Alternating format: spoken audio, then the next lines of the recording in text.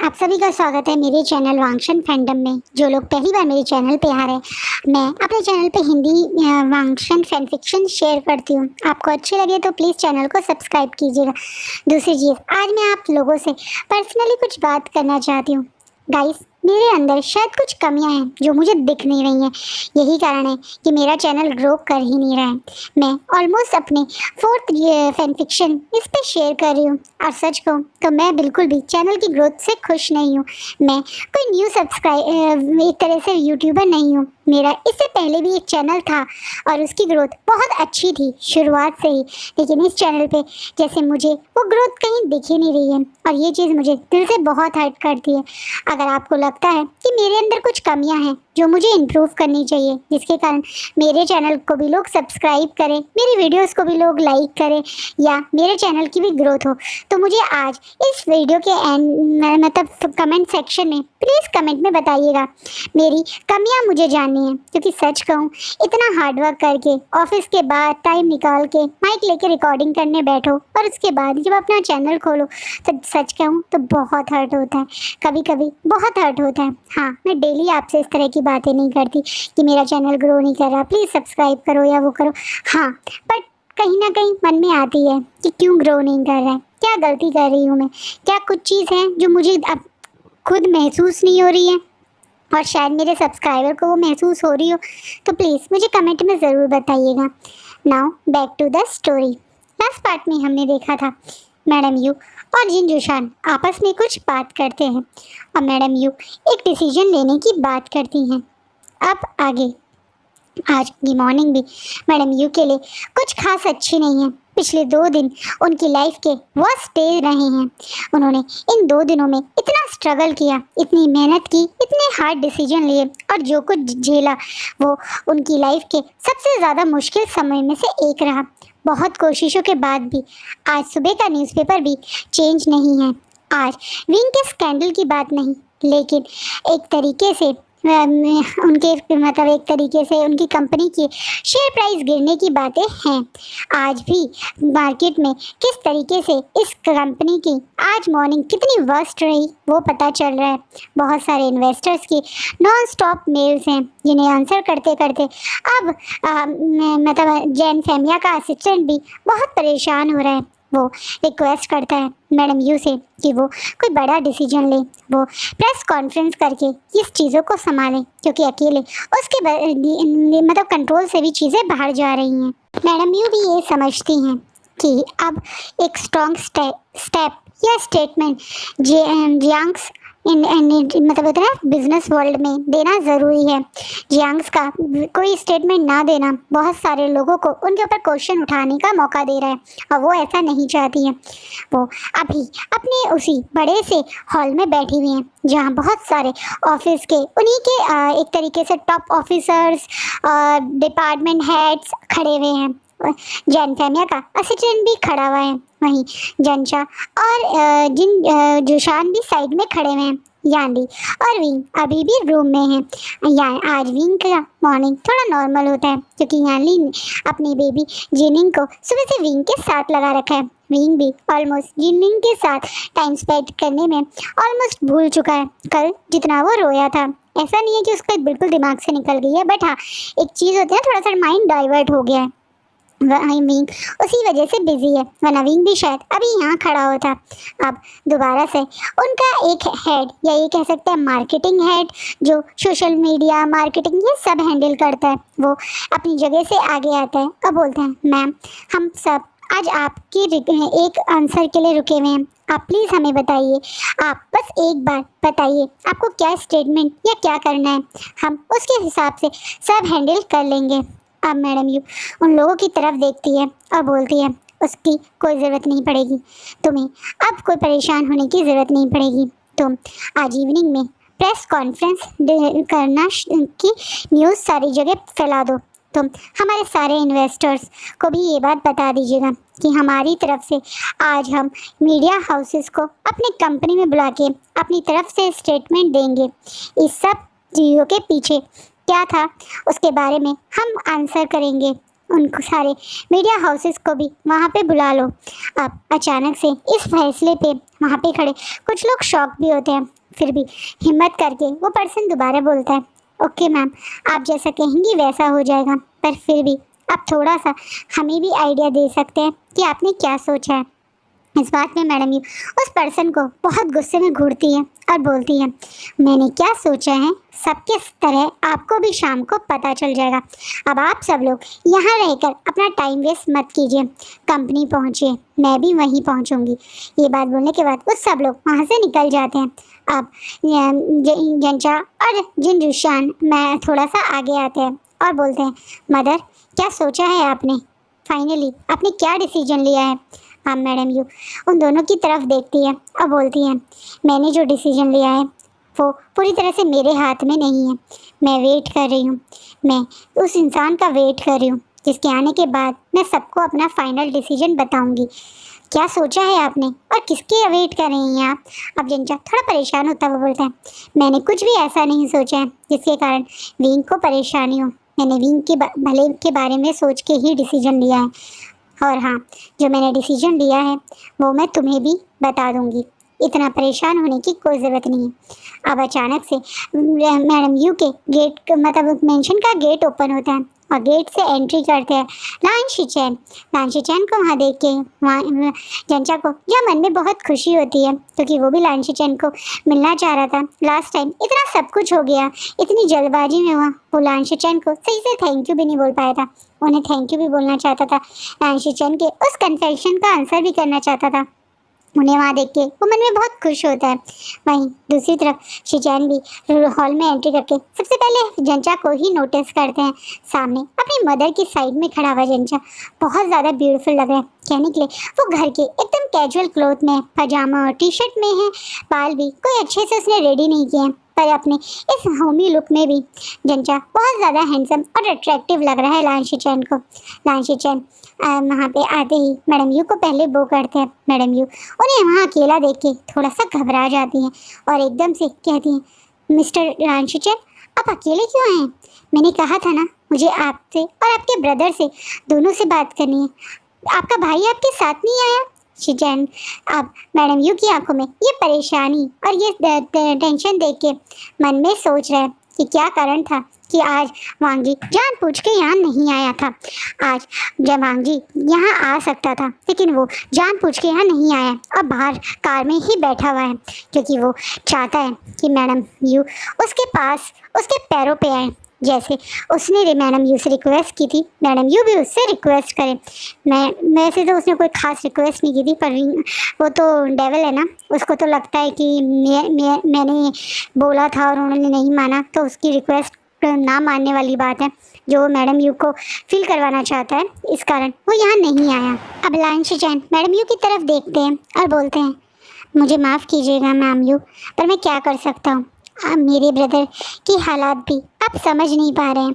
आपके पास तो इतनी बड़ी सिक्योरिटी है, इतने सारे लोग हैं, उसके बावजूद भी यहाँ पे आपको सेफ नहीं लग रहा, और मेरा ब्रदर के पास तो कुछ भी नहीं है, ना कोई सिक्योरिटी है ना कुछ है, उसके पिक्स भी चारों तरफ फैले हुए हैं, उसके लिए भी इस समय घर से निकलना बहुत मुश्किल हो रहा है, इसी कारण वो भी घर से नहीं आ पाया। इस बात पे मैडम यू थोड़ा परेशान होते हुए कहती है, तुम मुझे ये बात पहले बता देते, मैं अपनी सिक्योरिटी गार्ड को भेज देती, मैं कुछ लोगों को भेजती वहाँ से तुम दोनों को यहाँ लाने के लिए। अब शिचैन थोड़ा एटीट्यूड में बोलता है, यही कारण था हमने आपको नहीं बताया, ये सिक्योरिटी, ये बॉडीगार्ड्स, ये सब आपकी लाइफ में नॉर्मल है, पर हमारी लाइफ में ये बहुत बड़ा चेंज है। हम एक नॉर्मल से बिजनेस फैमिली है, एक अपर मिडिल क्लास मान लीजिए, हमारी आपकी तरह बहुत ज़्यादा एक तरीके से लेविश लाइफ नहीं है, एक नॉर्मल सी लाइफ है जिसमें मैं और मेरा ब्रदर खुश रहते हैं। आप जैसे बड़े लोगों के साथ जुड़ने के समय हमारी घबराहट हो रही है। उस दिन जो बात आपने कही उसके बाद मेरे ब्रदर को भी फील हुआ कि उसने जल्दबाजी कर दी, उसे इतना बड़ा डिसीजन नहीं लेना चाहिए था, विंग की रिस्पॉन्सिबिलिटी लेने वाली बात उसे नहीं कहनी चाहिए थी। आप लोग तो बहुत बड़े हैं, विंग से तो कितने सारे अल्फ़ा लाइन में लगे होंगे शादी करने के लिए, तो मेरा ब्रदर तो एक छोटा सा नॉर्मल सा पर्सन है वो आपके विंग को कभी डिजर्व नहीं करता था और उसी चीज़ के लिए आज मैं आपसे यहाँ आके माफ़ी मांगना चाहता हूँ। मैं नहीं चाहता कि अब मेरा ब्रदर और विंग की शादी हो और ये फैसला मैंने अकेले नहीं लिया है बल्कि हम दोनों भाइयों ने सोच समझ के लिया है। मैं जब जंचा से मिला था मुझे जंचा की आदत और नेचर बहुत पसंद आया था। मैं आपसे सच बोलूँगा, मुझे भी एक बार को जंचा के लिए मन में फीलिंग्स आई थी, लेकिन अब हम दोनों भाई समझ चुके हैं कि कहीं से भी हमारी और आपकी टक्कर नहीं है। आप बहुत बड़े लोग हैं और हम इतने बड़े नहीं हैं, इसलिए हम आपकी फैमिली से आप किसी तरह के रिश्ता नहीं करना चाहते। लान शिचैन थोड़ा सा सॉरी बोलते हुए सर झुकाते हुए बोलते हैं। इस बात पे पीछे खड़ा जंचा की आंखों से आंसू बहने लगते हैं। एक कुछ समय पहले तो वो शिचैन से मिलके उन्हें भी बोलना चाहता था कि वो भी उनसे बहुत पसंद करता है, वो भी इस रिलेशनशिप को आगे बढ़ाना चाहता है, लेकिन अब शिचैन इस चीज़ से मना कर रहे हैं। उस चीज़ से उसे बहुत हर्ट हो रहा है। वहीं दूसरी तरफ मैडम यू के भी पैरों से ज़मीन खिसक जाती है। मैडम यू जानती है उस दिन उन्होंने वांगजी को मना करा था, लेकिन वो ये नहीं सोच सकती थी कि वांगजी इस चीज़ को इतना सीरियस ले लेगा और साफ मना कर देगा अब शादी से। वो एकदम से शिचैन के पास आती हैं और बोलती हैं, ये तुम क्या बोल रहे हो? तुम्हारे भाई ने खुद बोला था कि उसने मेरे विंग को मार्क कर दिया है। मार्क करके वो कैसे छोड़ सकता है मेरे विंग को? मेरे विंग को मार्क करके छोड़ने के बारे में उसके दिमाग में आई कैसे? उसे इस तरीके से अपने स्टेटमेंट से नहीं बदलना चाहिए। मैडम जी थोड़ा घबराते हुए, थोड़ा गुस्सा करते हुए बोलते हैं। तब लान शिचैन बोलते हैं, शायद उस दिन मेरा भाई बहुत ज़्यादा भावुक था। मेरे भाई की भी फर्स्ट टाइम किसी ओमेगा के साथ इस तरह की चीज़ें हुई थी, उसके लिए भी वो चीज़ बहुत अलग थी। वो शायद उस समय पहली बार किसी ओमेगा को उसने टच किया था, पहली बार इस तरह का फील किया था, तो वो उसी को अपना पूरा लाइफ पार्टनर बनाना चाह रहा था। लेकिन हमें समझ में आ गया आप लोग बहुत बड़े हो, आप लोगों के लिए ये चीज़ शायद नॉर्मल है। आप लोगों के लिए तो ऐसे बहुत सारे अल्फ़ा खड़े होंगे, आपके तो सबसे बड़ा बिजनेस वर्ल्ड है, कितने सारे अल्फ़ा होंगे जो वी से शादी करने के लिए तैयार होंगे।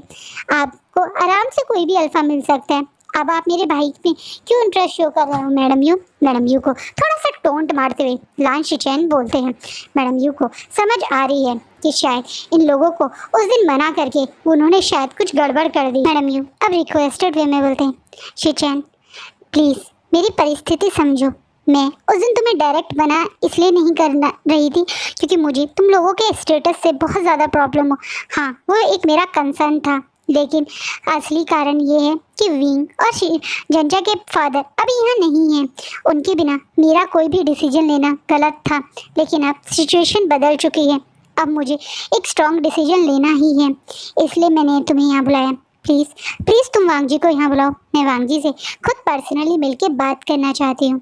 आप शिचैन हालात समझते हुए तुरंत वांगजी को वहाँ पे बुला देते हैं। वांगजी जो बाहर ही बैठा था वो आराम से अपना एक सिगरेट पूरा पीता है, पूरा वेट करता है। पूरे 25-30 मिनट बाद वो वहाँ पहुँचता है। तो देखता है सब लोग सोफे पे बैठे हैं और सब लोग वांगजी की तरफ ही देख रहे हैं। वांगजी को वहाँ आते देख के सबसे पहले मतलब एक तरह से मैडम यू दौड़ती हुई वांगजी के पास जाती है और एकदम से उसे वेलकम करने लगती हैं और एकदम से वांगजी को बिल्कुल अपने पास बैठाती हैं। अब मैडम यू वांगजी से बहुत रिक्वेस्टेड वे में कहती हैं, वांगजी तुम और तुम्हारे ब्रदर क्या सोच रहे हैं? मुझे सब तुम्हारे ब्रदर ने बता दिया। मैं जानती हूँ ये कंसर्न मेरा ही था कि तुम्हारा स्टेटस और विंग का स्टेटस में बहुत अंतर है, लेकिन अब सिचुएशन बदल चुकी है। तुम देख सकते हो विंग की लाइफ किस तरीके से अपसाइड डाउन हो गई है। सब लोग विंग की कैरेक्टर पे किस तरह से सवाल उठा रहे हैं। तुम्हारे ब्रदर ने भी खुद कह दिया कि शायद विंग के लिए ये नॉर्मल बात है, पर मेरा यकीन करो विंग ने तुमसे पहले कभी किसी अल्फ़ा को अपनी लाइफ में नहीं एंटर किया है। तुम उसकी लाइफ के वो पहले ही अल्फ़ा थे और शायद जिस तरीके से तुम विंग तुम्हारी लाइफ में वो पहला ओमेगा था, वो विंग और तुम शायद एक दूसरे की ही डेस्टिनी में थे, इसलिए शायद तुम लोग इस तरीके से मिले। मेरे विंग को अब कोई अल्फ़ा कभी एक्सेप्ट नहीं करेगा। जिस तरीके से तुम्हारी और उसकी फ़ोटोज़ हर जगह हैं, तुम्हें लगता है कोई उसे वो वैल्यू कर पाएगा, कोई इज्जत कर पाएगा जो सिर्फ तुम्हारा नाम उसे दे सकता है? मैं तुमसे हाथ जोड़ के रिक्वेस्ट कर रही हूँ, प्लीज़ मेरे विंग से शादी कर लो, प्लीज़ प्लीज़ मेरे विंग से। अब मैं शादी करके उसे अपना नाम दे दो। तुम और विंग एक दूसरे के अल्फ़ा और ओमेगा बन जाओ। इस बात को सुनने के बाद वहाँ पीछे खड़े लोग काफ़ी शॉक हो जाते हैं, जिसमें यानली भी थी। यानली अभी कुछ समय पहले ही यहाँ पर आई थी, पर वो भी अपनी मदर को शॉकिंग स्टेज में देख रही है। वहीं जंचा और जिन जुशान भी शौक है। रातों रात विंग की शादी का फैसला एक तरीके से यहाँ सबके लिए शौक था, पर वांग जी मन में मुस्कुराता है और बड़े प्यार से अपने फेस पे इनोसेंट सा लुक लाते बोलता है, मैं भी विंग को अपना नाम देना चाहता हूँ। विंग को अपना ओमेगा मान चुका हूँ, तभी मैंने उसे मार्क किया था। हाँ, शायद मैं और विंग इस हालात में मिले तो थोड़ा अजीब है, लेकिन मुझे विंग सचमुच बहुत पसंद आया है। लेकिन आप अच्छे से जानते हो कि मैं और विंग एक दूसरे की वर्ल्ड से बिल्कुल अलग हैं। मैं विंग से शादी ज़रूर करूँगा। मैं पहले भी आपसे कह चुका हूँ, मैं अपनी रिस्पॉन्सिबिलिटी ज़रूर लूँगा, मगर मेरी कुछ कंडीशन है। कंडीशन का नाम सुन के अब शैचैन भी थोड़ा शॉक हो जाते हैं। वहीं सब लोग अब जो विंग को मतलब वांग जी को देखने लगते हैं। वहीं भी जो शायद जिलिंग को लेके अभी अभी तो उस हॉल के पास पहुंचा था और इन लोगों की बातें सुनी थी, वो भी शौक में खड़ा है। उसने अपनी मदर की शादी की बात भी सुनी थी और उसे भी वो चीज़ बहुत बड़ा शौक लगा था, लेकिन वो अब शायद पहले वाला विंग नहीं रहा। इस हालात में विंग की कुछ तो दिमाग में या ये कह सकते हैं वो अकड़ टूटी है कि वो तो अपनी पसंद से अपना अल्फ़ा चूज़ करेगा। उसे पता है वो ऑप्शन उसके लिए ख़त्म हो चुका है। जो कुछ अब इंटरनेट पे है, शायद सचमुच में उसे वांग जी के ही नाम की ज़रूरत है। और कहीं ना कहीं उस बॉन्ड के बाद उसे खुद को वांग जी को अपना अल्फ़ा मान लिया है। उसे लगता है कि वांग जी ही अब उसका अल्फ़ा है। हाँ, उसका भी ये फर्स्ट टाइम था। उसने भी लाइफ में फ़र्स्ट टाइम किसी के साथ इस तरह से इन्वॉल्व हुआ था और वो अब उसी पर्सन के साथ रहना चाहता है। तो कोई चीप कैटेगरी नहीं है कि आज इसके साथ सो गए, कल उसके साथ सो गए, परसों उसके साथ नहीं। उसके लिए भी ये चीज़ बहुत स्पेशल थी, किसी स्पेशल वन के लिए थी। हाँ, शुरुआत कुछ अजीब हुई है, लेकिन अब शुरुआत हुई है तो विंग भी इस रिश्ते को दिल से अपनाना चाहता था। इसलिए वो चुपचाप वहाँ खड़े होकर इन लोगों की बातें सुन रहा था। लेकिन अब वांग जी की कंडीशन सुन के उसे मन में दुख होता है। उसे लगता है कि वांग जी भी इस तरीके से कि मुझे एक कंपनी चाहिए, एक बंगला चाहिए, फिर शादी करूँगा, इस टाइप की कंडीशन तो नहीं मांगेगा। वांग जी कोई चीप गोल्ड डिगर तो नहीं है जो अब जिसके साथ विंग फंस गया है। विंग अब यही बात सोच के वहाँ चुपचाप से छुप के खड़ा हो जाता है। वहीं ऐसा ही कुछ सोच इन समय बाकी तीन जांग्स के दिमाग में भी आ रही है। उन्हें भी लग रहा है कहीं वांग जी बंगला, कार, ये वो फलाना ढिमकाना ना मांगे, क्योंकि उसकी कंडीशन क्या है ये लोग नहीं जानते। अब वांग जी मैडम यू की तरफ देखता है, अब बोलता है, मैं एक सेल्फ रिस्पेक्ट वाला पर्सन हूँ। मैं अपने ब्रदर से भी पैसे नहीं लेता हूँ। मैं एक छोटा सा अपना शॉप चलाता हूँ जो एक कन्वीनियंस स्टोर है। उसे पूरा दिन मैं वहीं पर रहता हूँ। मैं मुश्किल से अपने आप को एक लग्जरियस लाइफ वाली तो दूर की बात है, एक नॉर्मल नेसेसिटीज़ के लिए तक पहुँचा पाता हूँ। ऐसी है मेरी लाइफ और मैं ऐसे ही रहना पसंद करता हूँ। मैं जो भी कमाना चाहता हूँ, जो भी बनना चाहता हूँ, अपने बलबूतों पे बनना चाहता हूँ।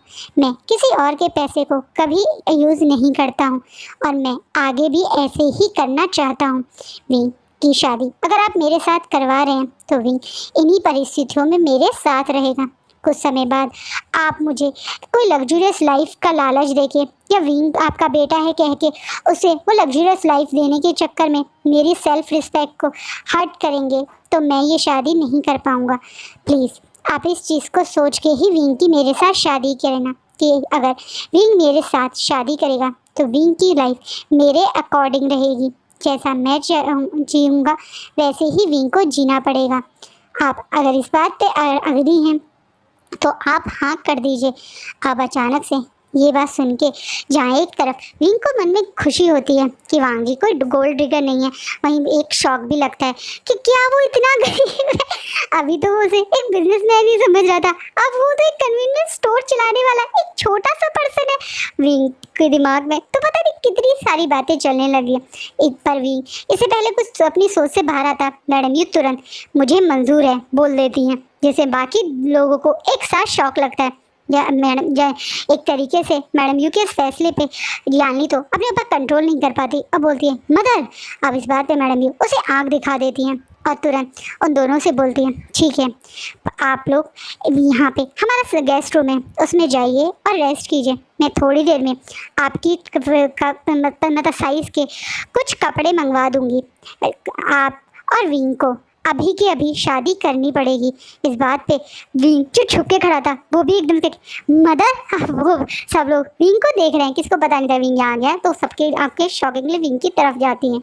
घर के जो अपने घर के पजामे में है और टी शर्ट मतलब पजामा और होता है टी शर्ट उस टाइप के में है, जिसमें वो बहुत ज़्यादा क्यूट बनी सा लग रहा है। ऊपर से उसकी गोद में वो प्यारा छोटा सा कुछ महीने का जिनिंग है। वांग जी तो विंग को ऐसे देख के ऑलमोस्ट 1 मिनट के लिए अपना बदला उदला सब भूल जाता है। विंग को ऐसे इन घर के कपड़ों में बच्चे के साथ देख के वांग जी तो इमेजिन करने लगता है अपने और विंग के उस बेबी को। जब विंग मम्मी बनेगा तो विंग कैसे बेबीज़ के साथ उसका घर पे वेलकम करेगा। वांग जी उस ड्रीम वर्ल्ड में चला जाता है, पर होश में तब आता है जब विंग गुस्से में वहाँ आता है और तुरंत यानली के हाथ में जिनिंग को देख के गुस्से में अपनी मदर की तरफ देखता है, बोलता है क्या आप अभी तुरंत मेरी शादी करवाना चाह रहे हैं। इस बात पे अचानक से मैडम यू और सब लोग अपने होश में आते हैं, खासकर वांग जी और विंग की तरफ देखते हैं। अब वांग जी डायरेक्ट बिना सब लोगों को बॉयकॉट करके विंग से डायरेक्ट पूछते हैं क्या तुम मुझसे शादी नहीं करना चाहते हो। इस बात पे अवांग जी की तरफ विंग बड़ी बड़ी आंखों से देखता है। अवांग जी अपनी जगह से उठ के विंग के पास आता है और बहुत प्यार से विंग की तरफ उसकी आंखों में देखते हुए धीरे अपनी मतलब बोलता है मैं जानता हूँ असलियत में तो मुझे तुमसे आके बात करनी चाहिए थी, तुम्हें प्रपोज करना चाहिए था, पर सॉरी हम लोगों की लाइफ के और हम लोगों की सिचुएशन की कुछ अलग ही डिमांड थी। प्लीज़ अब तुम इन चीज़ों को साइड में रख के मुझे क्लियर कट बताओ क्या तुम मुझसे शादी करना चाहते हो। इस बात पे भी अब पर्सन की आंख में देखता है ये बंदा तो ऐसे बोल रहा है कि करना है नहीं करना बता। अगर वो माना कि शादी कर रहे हैं और अब वो इतने प्यार से उसके पास आया तो प्यार से भी तो कह सकता था क्या तुम मुझसे शादी करोगे, लेकिन नहीं। वांग जी तो उसे पूछ रहा तुम्हें मुझसे शादी करनी है। अब इन चीज़ों में मतलब एक ही स्टेटमेंट या एक ही सवाल, लेकिन पूछने का तरीके बिल्कुल अलग, इसी कारण सिचुएशन बिल्कुल अलग से साउंड हो रही है। अब अचानक से विंग बड़ी बड़ी आंखों से वांग जी की तरफ देखता है और बोलता है तुम्हें लगता है तुम्हारे और मेरे पास कोई और ऑप्शन है। अब वांग जी जो शायद इन सब चीज़ों को भूल के विंग के मन की बात जानना चाहता है, वो क्लियर कट पूछता है सिचुएशन बदल जाएंगी, हालात बदल जाएंगे, पर तुम्हारा और मेरा रिश्ता एक बार बंध गया तो वो कभी बदला नहीं जाएगा। तुम और मैं एक बार मैरिड हो गए, मेड बन गए, तो तुम और मैं लाइफ टाइम के लिए एक दूसरे के हो जाएंगे। इसलिए अभी भी तुम पे चांस है, किसी और की नहीं। तुम अपने दिल की सुन के मुझे बताओ क्या तुम मुझसे शादी करना चाहते हो। अब अचानक से भी इन आँखों को देख रहे हैं, इन आँखों में अपने लिए प्यार देख रहे हैं। क्यों क्यों ये गोल्डन आइज जो विंग को देखती हैं तो अंदर तक उसको हिला देती हैं। क्या है इन गोल्डन आइज में जो विंग कुछ अलग सा महसूस करता है। ये से स्ट्रेंजर नहीं लगती, अपनी सी क्यों लगती हैं। क्यों सिर्फ कुछ मिनट की वो मीटिंग जो इन लोगों ने एक दूसरे के मतलब नॉट मिनट कुछ समय की वो मीटिंग जो इन लोगों ने एक दूसरे के साथ अभी बिताए हैं, वो समय वो सिचुएशन इस तरीके से क्यों विंग को बहुत फ़र्क डालती हैं। क्या कारण है कि विंग इस पर्सन को ना नहीं कर पा रहा है। क्या कारण है कि विंग इस पर्सन के साथ लाइफ टाइम तक एक साथ रहने वाली बात से घबरा नहीं रहा है, जानते हुए भी कि विंग की लाइफ पूरी तरह से बदलने वाली है, फिर भी विंग क्यों ना नहीं कह पा रहा है। अभी कुछ समय पहले तो विंग को बहुत डर लग रहा था एक गरीब आदमी को अपना हस्बैंड बनाते हुए, लेकिन अब जब वांग जी उससे डायरेक्ट पूछ रहे हैं, इन आँखों से उसे देख रहा है, इन आँखों को वो क्यों मना नहीं कर पा रहा है। विंग इन्हीं सोच में था। अब दोबारा से जो सवाल वांग जी ने पूछा, मैडम यू भी विंग से वही सवाल पूछती हैं। हाँ विंग, ये तुम्हारी लाइफ है, हम जानते हैं डिसीजन हम ले रहे हैं, लेकिन फिर भी एक बार वांग जी जो पूछे उसका जवाब दो। अभी वांग जी की तरफ जो कंटिन्यूसली देख रहा था अपनी मदर की बात, फिर एक बार अपनी मदर को देखता है और फिर अब वांग जी को दोबारा देख के बोलता है, मुझे मंजूर है, मैं तुम्हारा हस्बैंड बनने के लिए रेडी हूँ। पर इसे आगे कुछ बोल पाता, अचानक से मैंने बोलती अब आगे और कोई पर नहीं, अगर तुम हाँ हो और वांग जी की हाँ तो मैं 1 मिनट वेस्ट नहीं करना चाहती। जिशान, अभी के अभी हमारे लॉयर्स को कॉल करो, मैं शादी की सारी कॉन्ट्रैक्ट बनाने के लिए बोलो, हम अभी के अभी इन दोनों की शादी रजिस्टर करवाएंगे। विंग, तुम टेंशन मत लो, तुम्हारी ग्रैंड वेडिंग हम बाद में करेंगे जब तुम्हारे फादर आएंगे। मुझे पता है तुम्हारी और तुम्हारी सिस्टर की इस ना के पीछे का कारण, तुम लोगों ने भी अपने विंग की शादी के बड़े बड़े सपने देखे होंगे, मैंने भी देखे हैं। मैं अपने बच्चे की लाइफ में उसकी ऐसे सिंपल सी शादी नहीं करवाना चाहती थी, लेकिन अभी के लिए तुम दोनों का ये शादी रजिस्टर करवाना बहुत ज़रूरी है।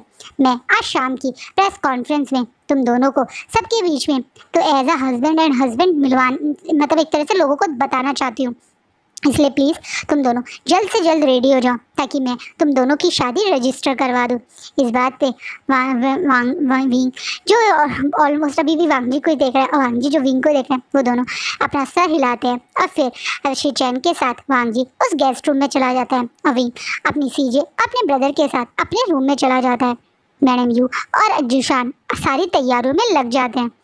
जिशान बहुत जल्दी सारे लीगल टीम और उन सबको बुलाता है। वहीं मैडम यू और लांग शिचैन जल्दी से वांग जी की और विंग के ड्रेसेस फाइनल करते हैं। जियानली विंग के पास बैठी हुई है और बहुत प्यार से विंग के हाथों को पकड़ा हुआ है। विंग कुछ सोच में गुम है और यानली जानती है वो क्या सोच है। वांग जी क्या विंग से इस तरीके से शादी करना तो यानली के लिए भी थोड़ा शॉकिंग था। यानली अब दोबारा से विंग को की तरफ देखते हुए धीरे से बोलती, विंग शादी बहुत बड़ा डिसीजन है, तुम दोनों का स्टेटस में बहुत अंतर है। मदर का ये कहना कि उन्होंने वांग जी की सारी कंडीशन मांग ली है, तुम जानते हो तुम्हारी लाइफ पे क्या चेंज आएगा। अब विंग अपनी सीजे की तरफ देखते हैं और आंसू भरी आंखों से देख के बोलता है, सीजे क्या ऑप्शन था मदर के पास, आप मदर के पॉइंट ऑफ व्यू से सोचो, क्या कोई और अल्फ़ा मुझे अब एक्सेप्ट करेगा। रिच नामी जिसके पास खूब पैसा होगा, जिसका नाम होगा, शोहरत होगी, वो क्यों एक बदनाम ओमेगा को अपनी पसंद करेगा। उनमें से इस समय तो हर कोई ओमेगा उसे बेटर ही दिखेगा।